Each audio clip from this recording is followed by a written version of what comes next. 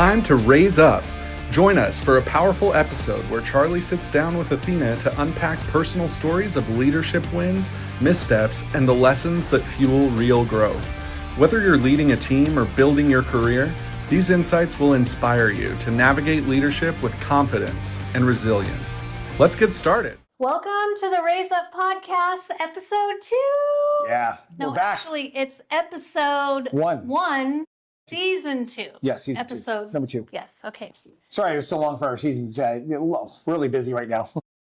Yeah, so we're back and we've got some interesting questions. So thank you for joining us. And for those of you who are new to the podcast, we are just 2 entrepreneur business owners who are looking to share what we've learned over 3 decades of being in the fishbowl. So Yeah, three decades plus. yeah. Almost 4.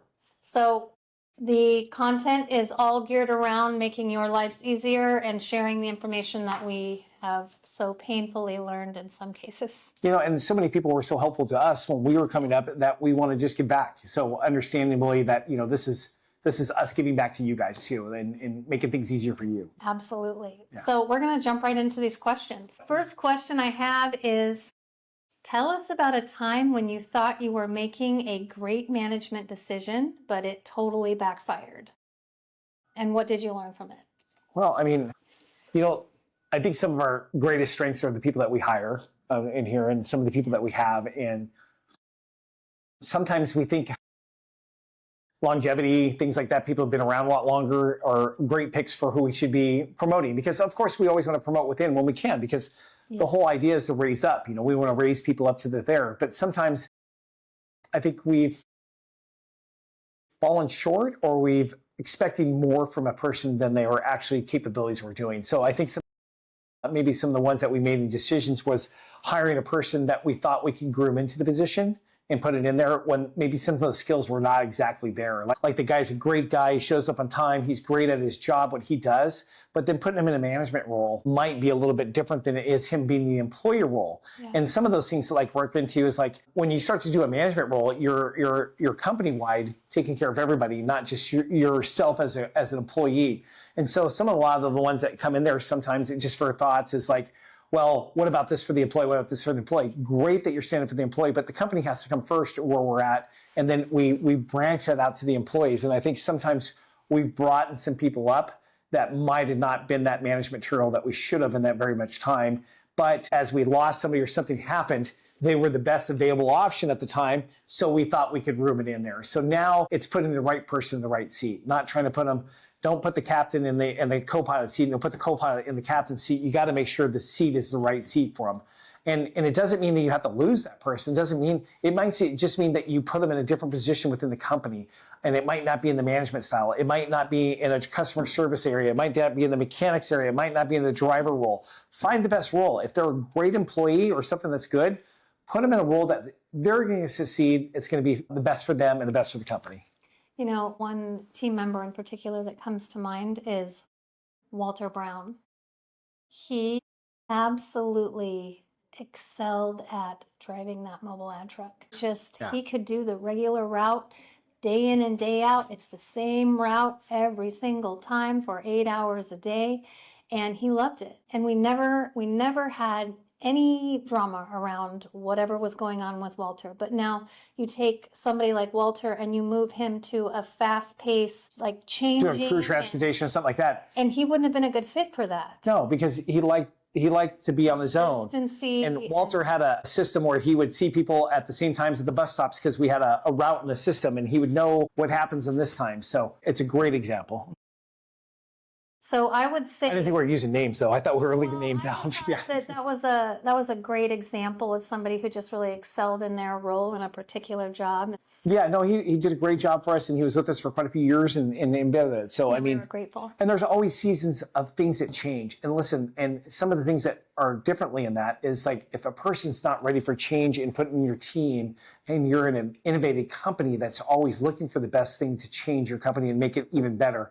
That's another reason why you look for the right person in the right seat. Absolutely. And I think here the lesson is that we're promoting, we're always looking for alignment And when you get the sense that this isn't aligned, then listen to that. Yeah, Absolutely. 100%. I mean, if your tuition on your back corner is telling you this is probably not a good fit, then you probably should listen to that tuition. I mean, if you don't understand it, then talk to your partner. If you don't have a partner, then talk to your team and, get a collaboration of what it is. Ask these people, because these are the people that are going to have to work with this. This is your management team. So you definitely want to have some input from those guys of what's there. And I tell you, got to be one of the accepted. There's some people that they're like, hey, we really want to promote this person. I'm like, oh, I don't know if this is the right person. And, and I'd say 50 or 60% of the time, they were 100% correct. And then 50 or 60% of the time, there's too many percentages there. I was correct. But we ran the experiment. After you run enough experiments, you realize you don't have to run it. You don't have to run that experiment anymore. Yeah. Like we've already gone down that road. Yes, absolutely. So here's another one. So describe a moment when your team truly rallied behind you, and what did you do differently as a leader that made it work? Well, I mean, the number one comes to me is COVID. COVID was such a devastation to our industry and to a lot of companies out there. And nobody expected this to happen. And I'm going to speak for myself, and Athena and I have talked about this several times. When we had this and things were canceling left and right, and airport contracts and crew transportation and bookings and hotels and everything was just going there, we had some knee-jerk reactions like, oh my God, we have to do this, this, and this. Well, and it was not reactions, it was more like thoughts, right? Well, let me rephrase that. We could have had some knee-jerk reactions on this, and our first thoughts were to do this. And then after we thought and sat about it, we were sitting pretty well. We were a company that wasn't financially strained by any means. We didn't have a lot of loans on things. We owned most everything we did.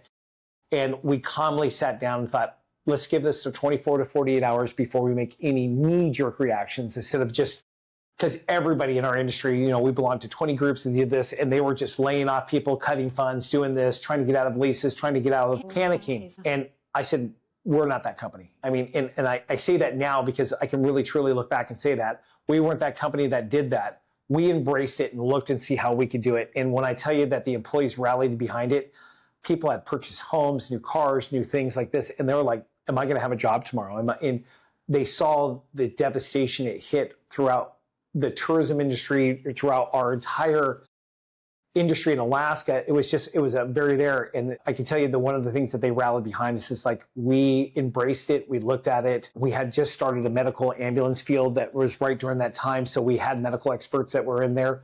We called to the state of Alaska, and we had some of them come and reassure us about what was going on with COVID. And we made our employees feel like they were valued, that they were important, that we weren't going to make that knee-jerk reaction. That they were safe. And that they were safe. And I can tell you, for the 1 or 2 great years we had of that, and don't get me wrong, we have great employees. We saw the gratitude of employees that we had never seen ever before. And when I tell you that, people were thankful to come to work. They were happy. They were telling their friends to come work for us. The hiring spree that we had on that. And you could see I light up about this because you could just see on how well people came to be by our side with it. Even though this was a virus that was deemed deadly, and it was for so many people, but we were willing to take the precautions for them. We got them the proper equipment. We got them the proper training. We bought the proper equipment to do it. We partnered up with hotels. We partnered up with other companies that were taking care of sick and injured patients, not injured, more sick patients. And we teamed up with them and gave them the proper things. And we were like, we leaded that part of our industry. And when I tell you that, when we were talking to people throughout our industry, there was a handful of other people that were doing our industries, but some people couldn't make that pivot. Some people couldn't make that change. And I think still now we have some employees that were from that time in the COVID that still look at that and thought, we didn't lose it. We didn't lose our house. We didn't put ourselves into a panic. They didn't have to go on unemployment, things like that. We were like the only company that in our industry that I knew that was really hiring in there. And they really founded that. And I think that was one of the most positive things that our teams were behind us. And of course, our teams are always behind us when we're giving raises and things like that, because that's always a pivotal money too, that they think that we make great decisions there too. They're really right behind us. Yeah, right, when we put insurance, we did 401k. I mean, we're always looking at how we can improve things. But one of the biggest pivots would be, I think, when they were just 110% behind us was the COVID area. So I can only think of that as there. And, I can only think in our lifetime, I never thought we would see a pandemic like that. When you talk to our grandparents or our parents or things like that, what happened during those times. But it happened in our lifetime. And Again, the takeaway on this is don't have that knee-jerk reaction. Look at it, look at where you're at, get your team. If you don't have a team members and you don't, find some people that have been through something like this and get great advice. I mean, that's only going to be the thing. It's hard to let your team go and then try to get them back or try to go and find a new team to run your operation that you have now. It's a very big lift. Yeah, and I would say the overarching lesson is it starts with you. You have to be able to hold the space so that they can get the regulation that they need to hold space for those around them. And I assure you that the outcome would have looked differently if we had freaked out and acted crazy and panicked and all of these things, but we were holding the space in our organization that calmed them. And then we were able to receive the opportunities that were before us. And please understand, if you're affected by COVID, we are not judging anybody by means. Everybody has their way of dealing with things. So this is just the way that we did it. And to answer the question was that where our team really rallied behind us was this. So please understand, if you were affected by COVID or something happened with your company or things like this, we're not judging or it's saying that you did it incorrectly. This is just a question that we had, the path that we took, and where our employees really rallied behind us, excuse me. And I just want to make sure that's very clear. Yeah. Yeah. Well, okay. So next question. Oh no. What's one hiring decision you regret? I'm going to let you lead off with this one. And how would you handle it differently now? I'm going to let you lead off this one. I took the first two on the first. So, I mean, what's your opinion on this? I think we've talked about these questions a little bit and how we could do it. So why don't you tell me your best Well, we've talked about this question over the years. We're not doing that again. It's a 25-year decision. Let me tell you. So every year we look at these and a lot of decisions to make. When you're running over 250 plus employees and you're running over 110, 120 pieces of iron, there's always a action plan and there's a reaction plan. And we're always looking at, did we make the decision? But why don't you start off with this one? Yeah, so what comes to my mind is being in an interview or making a hiring decision after the interview has happened and something is off. Like you can feel it, you can't put your finger on it, but you know something is off. And I can tell you when that comes up and I don't listen to it or I hadn't listened to it in the past, I pretty much listen to it 100% of the time now. But when I didn't listen to that little voice saying, don't do it, I shouldn't have done it. So I know the person that she's speaking of, and well, there's many, but she or he. Yes. Yeah, but let me tell you that your resume does not build who you are. So let me understand. So some people we've hired because they had a great resume. They interviewed fairly well. There's things like this, but she said it. I think I said it earlier. If there's a little voice telling you this is not a good fit and you really think about it, talk to your partner, talk to your business partner. My wife is my partner. Talk to somebody and then rally around the team and then rally around the people that they worked with. Not do the basic questions, like, hey, are they rehireable or whatever this. Find some trusted people that that saying, hey, you've worked with this person. You're not employed by her. She wasn't employed by you or he wasn't employed by you. What is your decision behind this? What would you do? Would you look at this and, find out what that is and do your research on this. Pretty major things when we're doing those bigger decisions. And, the management, again, as Athena said, they're working off your energy. So if your energy's not good, their energy's not good, it's not going to be good. If you have a hesitant energy about you around a situation, they're picking up on it, whether you're saying it or trying to fake it till you make it or whatever. It's a real thing. It's tough. As business owners, you guys know that we have highs and lows too. And so we have to come here with the best we can give to our people because when they're not, I guess they feel that energy too. So when hiring in this question, somebody in the management team or making a decision on something that we shouldn't have or we had doubts on, go with those. So you are your best person that is going to make those best decisions.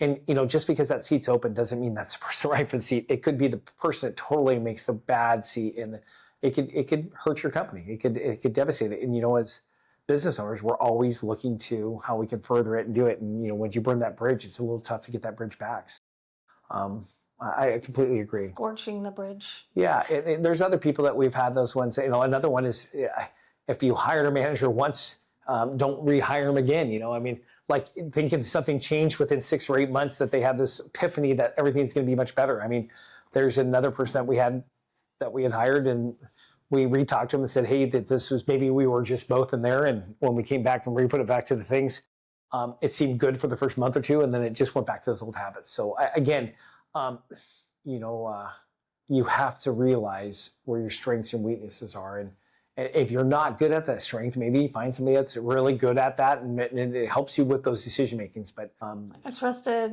counselor, coach, confidant, friend, family member, anybody that you think that has a solid mind on it.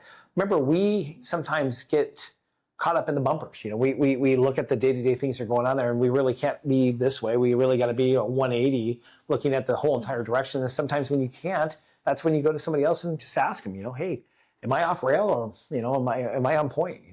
And that's why it's so important to be in a feedback loop with people that you trust, because if you don't have the feedback coming back to you, then you just think you have all the answers. And I can't tell you how many times just having even the deep feedback loops, like we have loops, and Charlie has shown me things when I have just been open and able to receive that I would have never saw for myself. And he's like, well, let me tell you what I see. And I walk away from those moments just with more gratitude and like a deeper understanding of the situation than I ever would have been charging up the mountain with the flag in my hand. So my intention is never to hurt her.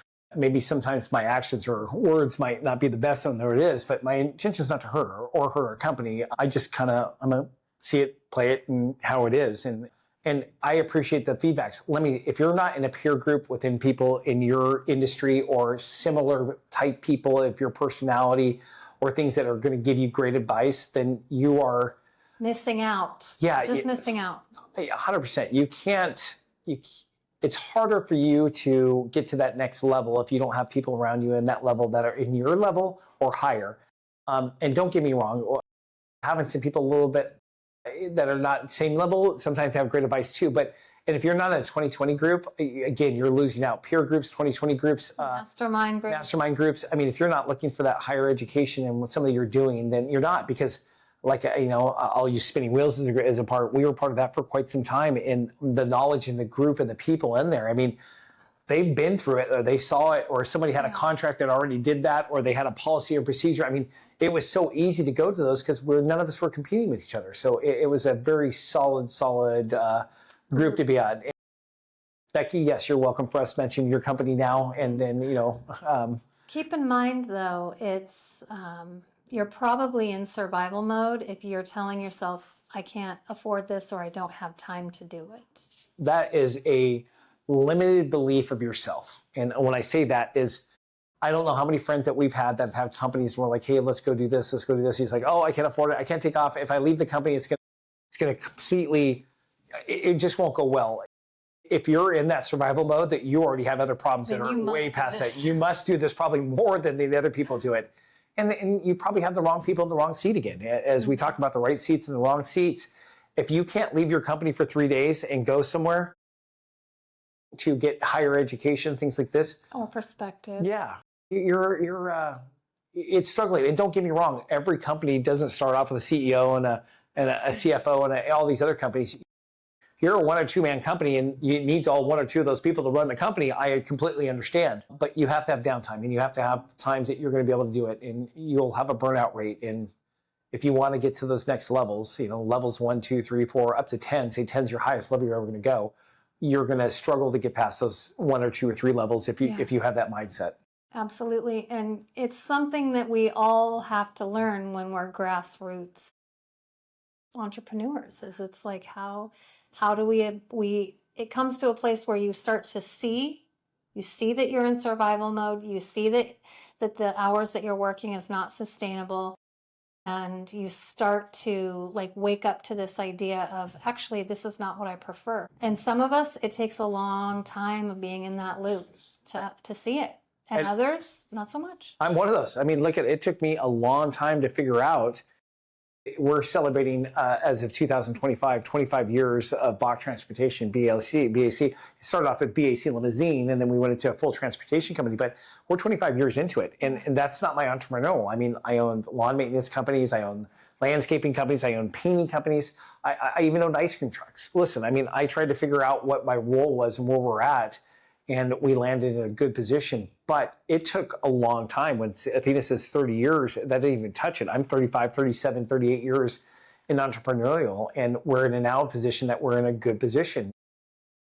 I love when we talk to people that saw us, that we started in the beginning, because, we were 2 6-passenger limos and old tick limo or tick bus, and now you know where we're at now, and we're in Anchorage, Alaska. And when people look at that and see our population's 280,000 plus, or we have less than 800,000 people in the state of Alaska, and where we're at now, people are amazed. I mean, it is. It's not patting myself on the back, just knowing where we came from and where we're at now is a huge difference. But we didn't have those tools then, and we didn't have as many people telling us that then. So yeah, it took years and years and years of mastermind groups, 20 groups, workshops, lessons, book after book after book. Like, you don't have to learn it the hard way, but you're free to do that if you would like.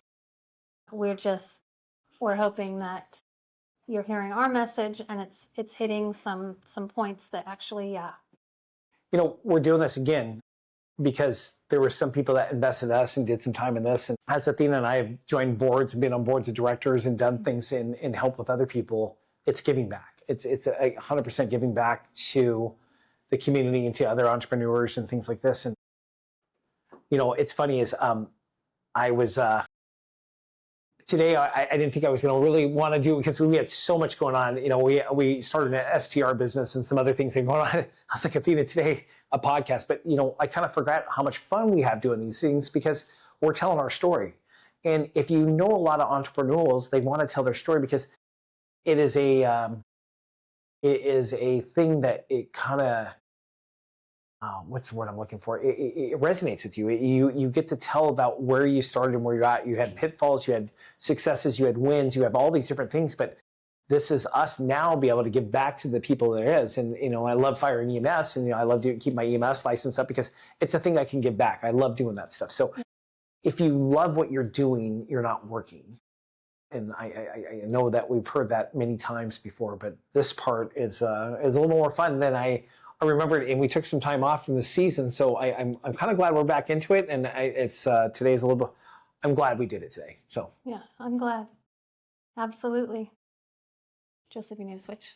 We're in the middle of the question. No. Okay. He's just in here. He said he was going to come in at the 30-minute period, so we're 45 minutes into it. Go ahead. Well, this is a great segment into the next question, because the next question is: have you ever had to separate yourself from some part of the business? So I had to switch that word separate because there's somebody every year had to fire yourself. And let me say, I had the resistance to some changes when we were growing. And, there was always, as a business owner, that you think you're the one that knows it all and know that. And greater minds have told us that is not true, that more minds than your own are better than that. So when I've had to separate, like, one of the things that comes to my mind is, like, I used to book all the drivers on the trips, and we were a lot less and it wasn't our crew contracts, when we were doing 200 trips a day.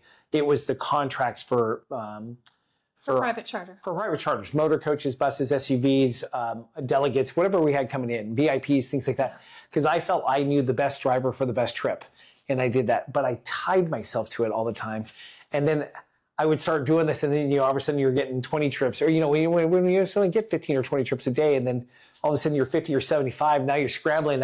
Now we have a combination of drivers. We have crew contract drivers, and then we have contract drivers, and we have a leveling system how they have to meet these qualifications to be able to do both. So I laugh in that because now I look at the grid, and I'm great at looking at the grid and freeing up vehicles and doing stuff like that. And they haven't asked me in a long time to do that, but I'm so glad that I gave that up. I what was the word we're using? Not fired, but we are separated myself. And then I learned just to separate myself more and more. It was like a wildfire. Yeah, it was like, shit, man, I don't need to do all this stuff. What am I doing? Then my wife's taking a part of this. I'm like, oh, this is not a bad deal. 25 years into it, know your lane. Like if you're not a technology person, don't put yourself on the technology team. If you're not a person that is a good writer, don't write things. Thank the Lord for AI, but if you guys notice my Facebook posts and everything else are way better. If you want to look at 2 or 3 years ago, you'll see misspellings and punctuations and stuff like this. But know your lane. Just know where you're at. I'm a good innovator. I'm a good people person. I'm a great networker. I'm great at those things. But yeah, you put me in the office. If you notice that Athena and myself, we don't have per se offices. She has a laptop. If I can't do it on my iPad or my iPhone, it's probably not going to happen. I'm going to have somebody else do it. But it's funny. I'll get some of our friends. I'm going to use the name JR. JR's like, you don't know how to enter a reservation? JR Gaza from Diamond Limousine. And I'm like, JR, I have a whole team of CSAs to do this. If I put in a reservation, we are in trouble because I'm not going to do it efficiently. I'm going to probably forget something. I'm not going to do it. But You're back in the day, the processes either. Yeah, no. And then back in the day, but before we have Limo Anywhere, I remember, was it Limo Whiz we had or whatever it was, guys? I remember entering those reservations, putting those things in, and I'm like, this is time consuming. I'm not a typer. I type 7 words a minute. So know where you're at. So it's just not worth it. It's just, listen, if you're not that person, hire somebody. The money that you think you're spending to do it is well worth it. Like, if you're not an accountant, don't all of a sudden start doing payroll and start, because you can get yourself in trouble down the line. So anyways, where I had to separate myself from doing something is those areas. And that was one of the biggest areas I could tell you. So yeah, and I think really what we're still talking about is alignment. If you're feeling resistance in a certain task, then you're not in alignment with that task. And just, if you can at all avoid doing it, then just end the madness. Don't do it. Have somebody help you with it. So again, if you think you can't afford it, it's you that's doing that. It's really in yourself. You can hire a fractional CFO. You can hire a person that's going to take care of hiring for you and do things like this. If it's not your forte and you just keep failing at it, look at it and say, how can I change it? And honestly, private message us. We might have already solved the situation that you're dealing with, that you're like, I just don't see how I could delegate this. Well, there's probably a really quick 4-step process to, hey, well, this is what we did, and this kind of cut the leash and on that aspect. Or these are the things you need to consider when you're making a shift to this different technology piece. Or we have very much been a company of innovation and have leveraged technology in so many directions. And look, if we don't, we probably know somebody that does know the answer. Absolutely. And I mean, that's the network of people that we have. Business leaders in this region. I mean, we in know this planet, throughout the United States, we're stronger in Alaska than we are anywhere else, but we do have partners everywhere else there too. So it's nice to be able to call one of our friends that owns a massive business or whatever else it is and say, hey, what do you guys do on this property? What's you guys do? Because we all didn't come with a business 909 education.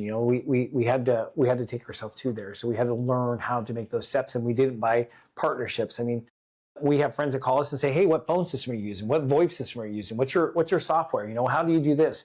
What are you guys using for chemicals? I mean, we ask questions for this all the time because sometimes we don't know the answer, but somebody else has already had a proven success with it. So why don't we use that as a trusted business member within our community? We need to switch. How much more time? Because we got 15 minutes. No, you guys are good. We're good to go to the all in? Yeah, Okay. just go all in. All right. Then I won't ask again. Okay, well, alignment. All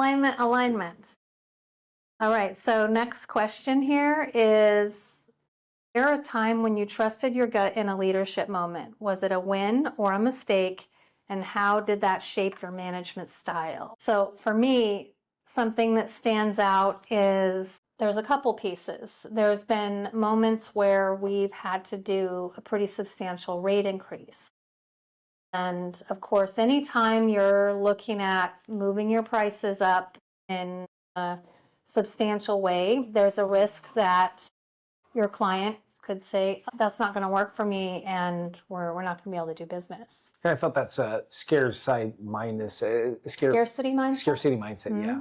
Yeah, but part of it is because this is a new area. And this is, again, why we need each other, to remind each other of these things, that this is what you need to do in order to be sustainable. And if you don't make this price shift, then your profitability is going to drop below the percentage that you said you wanted to work within.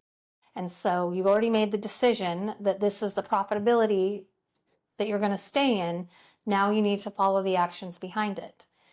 And it can feel a little like panicky at first when you're realizing, oh my gosh, things have changed so much that we've got to increase by 20% or 30%. And so that's one area where we did do it, and just, again, holding the space, sending the email.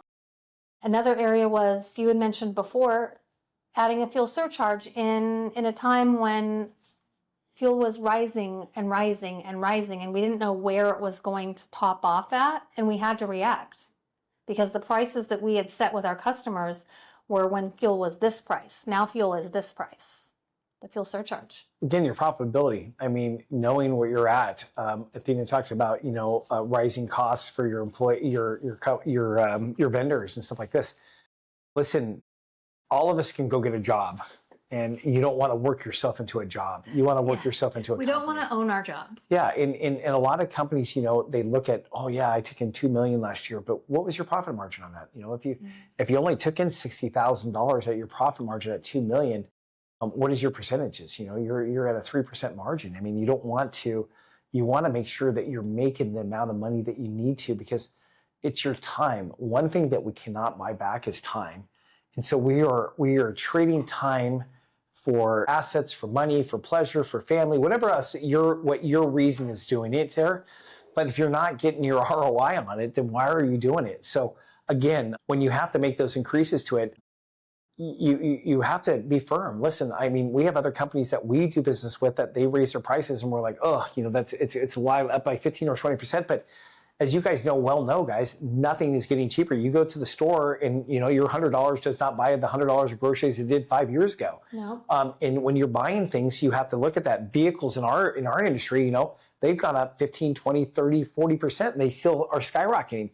And I don't think they're building them any better these days. I feel like we're having more problems with it. You go back to the old town cars, you go back to the old Escalades and the old Suburbans. Those things were 200,000 or 300,000 miles before you had to do some major things to them. And now you're getting to these vehicles that are having problems at 70 or 80,000 miles, and we can't get parts for them. We can't do this stuff.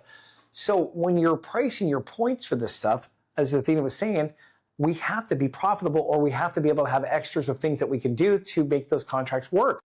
And when you're looking at your profitability margin, it's got to be at that point. If it's not, and you are just taking yourself to the ground, you're not doing yourself a service, or you're doing yourself a disservice, and then you're missing the opportunities of where you could have made that money in those profit margins. So there's some contracts that we've like said, listen, if we can't make this, I'm sorry, thank you for the 5 years we've had with you. It has been great, but if we don't come to this arrangement where it's good for you and good for us, and it has to be good for us, we're okay with separating. We're okay with that job being gone, because there will be another opportunity that comes up. You just have to have your 180 open, not your 20% just sitting this way and like, I got to have this job, I got to have this contract.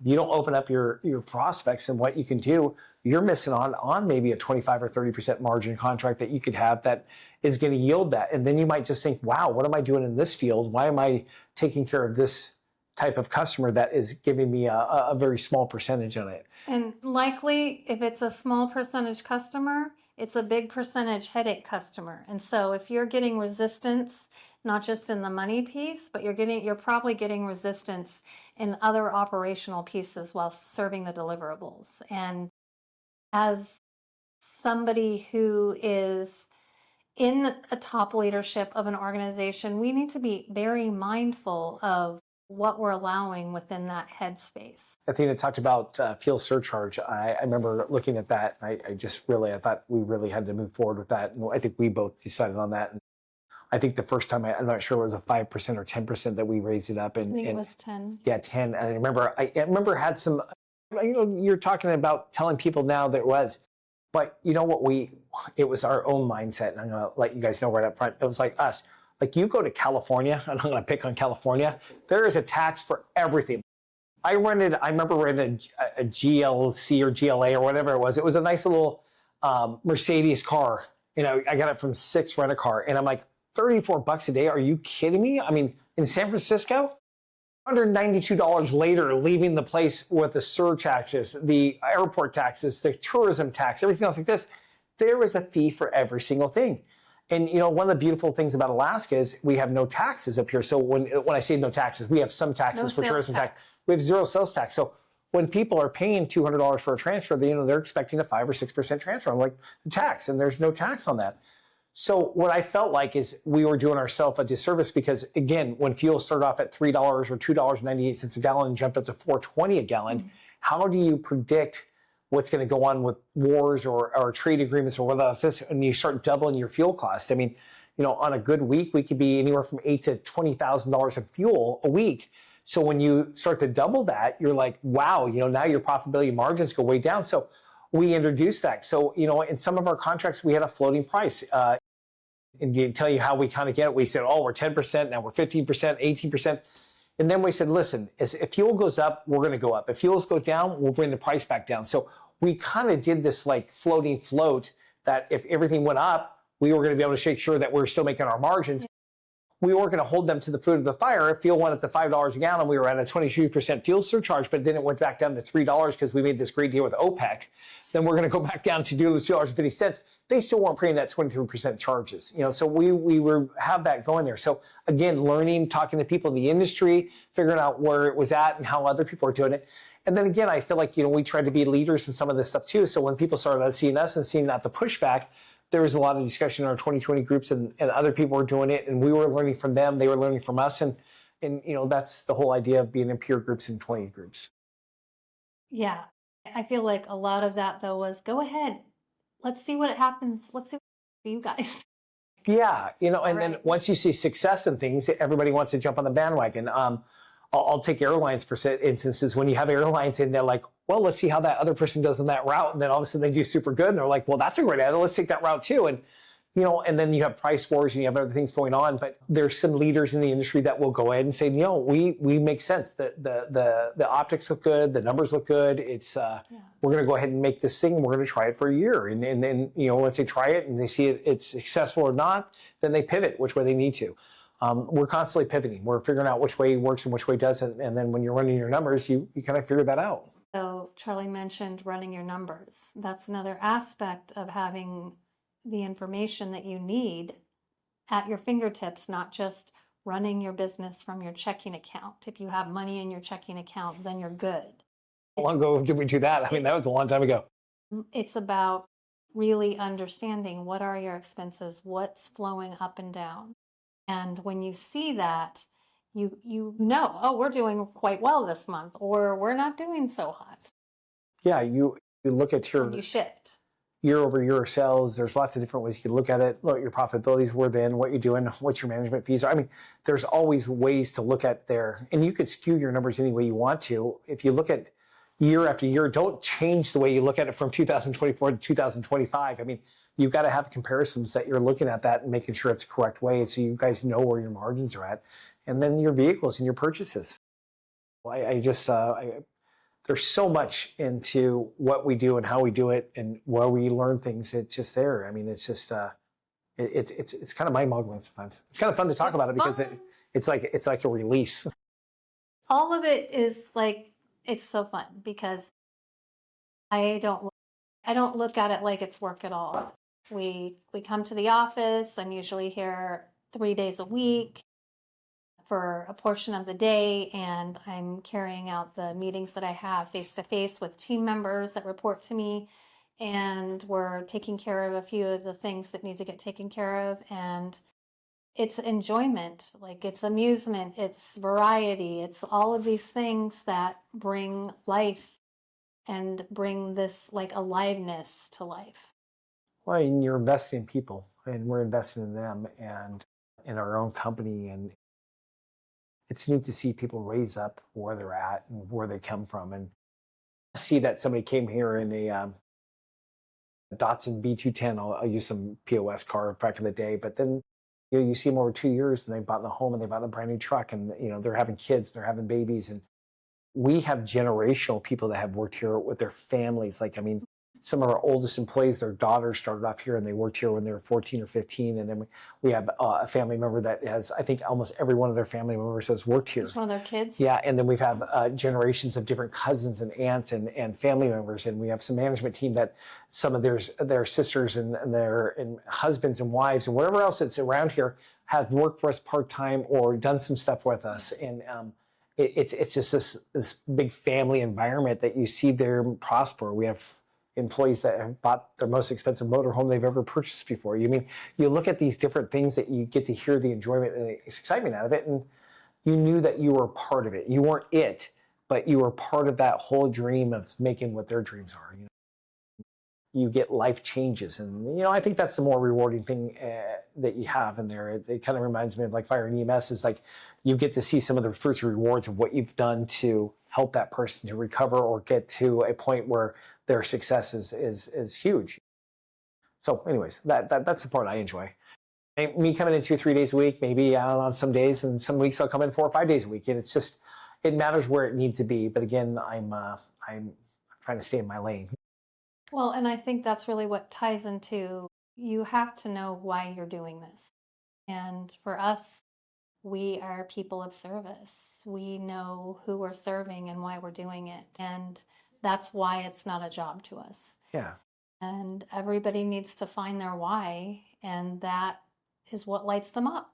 So, we have some people that have gone through some pretty traumatic things lately, and we have tried to be there 110% for them. And one of the instances that we went to an event, and we were there to help serve them. We were not there to be guests or whatever else. We were guests, but was to serve them and what was going on in their lifetime, and picking up tables and picking up food and just encouraging. Just let them know that we're here for them because they have been here for us 110%. So it's not just your employees, it's your vendors, it's your people that you do business with. It's like, how can you make a difference in that other person's life that has made such a difference in your own?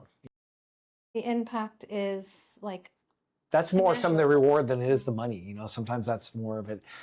More people say you get more out of giving than you get. And I feel like that we are big givers. And we receive sometimes, and sometimes it's tough for us to receive because we feel like we give. To receive. I know she does. Look at her jewelry box and I'll tell you. So, anyways, I hope some of this information is great for you guys. Like, again, if you have questions, Athena, they can email us, they can talk to us, they can message us, how you guys want to. Send us a private message on Instagram, YouTube, or Facebook. Yeah, I get a lot of messages on Facebook. Hey, Charlie, I'm doing this. Hey, Charlie, would you meet with me on this? I mean, I'm glad. If I have the time, listen, I will spend the time with you. If it's in my peak season and I don't get back to you right away, just give me a friendly reminder. I would love to help you out and do it. That's the reason we're doing this. Absolutely. So if it's technology driven, face it towards her. If it's something that has to do with that, policies, procedures, put it towards her. Reach out. We're at raiseupmindset.com. You can check out season 1 and hear some of our fun stories from those first 40 episodes. And we look forward to seeing you at the next. Wow. This is season 2 episode. I know, but it's the 41st. Your 41st podcast. Wow. That's right. Yes. And we are also doing something new, the Raise Up Mindset Workshop Series. So that is something that if you are wanting to get some specific information around business operations or mindset ideas, then check us out there. It's a great membership. You should really look at that. All righty. We'll see you next time. All right, guys. Thank you.